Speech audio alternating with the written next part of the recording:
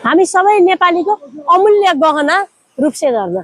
गङ्गोत्रीमा गौमुखबाट झरेको झरना जस्तै देखिन्छ। जुन गङ्गोत्री नदीको उत्पत्ति भएको छ नि त, गाईको मुखबाट झरेको देखिन्छ। हामी चाहिँ हाम्रो नेपालमा धेरै प्रशस्त यस्ता कुराहरू छन्, हामीले चाहिँ ख्याल नगरेर पनि हो, विचार नगरेर पनि हो। साह्रै सुन्दर रमणीय स्थानहरू भेटिन्छन्। हेर्नुहोस् न कस्तो गौमुख, वहाँ पनि त्यस्तै पहाडको खोजबाट झर्ने हो। त्यहाँ गौमुखको मुखबाट झरेको भने कति नै पर्यटकलाई कति प्रवर्धन गरिएको छ। हामी नेपालीले पनि यस्तै यस्तै कुराहरूलाई अगाडि बढाउँदै लगियो भने चाहिँ हामी धेरै धनी हुन सक्छौँ है। हामी धार्मिकतामा हामी धेरै धनी छौँ। संसारकै सुन्दर अग्लो रूप्से झरना हाम्रो नेपालमा मुक्तिनाथ जाने बाटोमा पर्छ। हेर्दा नै कति सुन्दर, हेर्नुहोस् त कति माथिबाट बगेर आइरहेका छन्। कलकल र छङछङको आवाजले चाहिँ मनमा एक किसिमको शान्ति प्रदान गर्छ। अनि पानीका छिटाहरू पनि आएर हामीलाई सिञ्चित गरिराखेकी छन् है। यही झर्ना गएर कालीगण्डकीमा मिल्छिन् र कालीगण्डकी शालिग्रामलाई प्रक्षालित गराइदिन्छन् है त।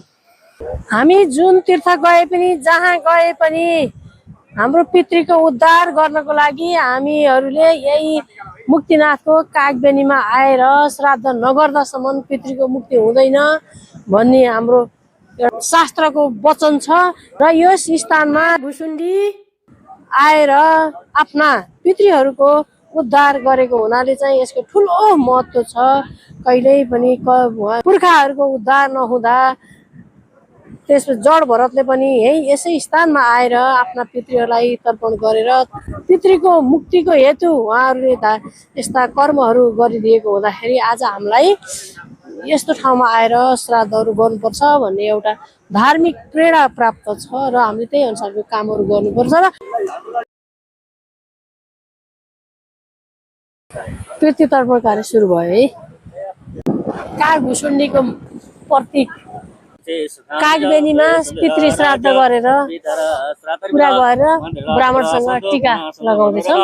नमो ब्रह्मणे देवाय गोब्र जगद्दिताय शिष्याय गोविन्दाय नमो नमः।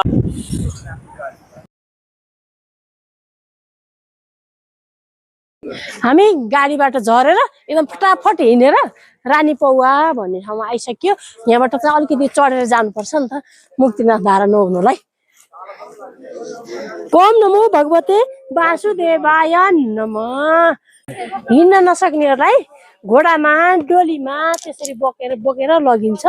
जान त जसरी पनि जानु पर्यो, सक्ने पैदल गरेर जाने, नसक्ने चाहिँ डोला घोडामा चढेर जाने। यो धरतीको सबैभन्दा पवित्र उत्तम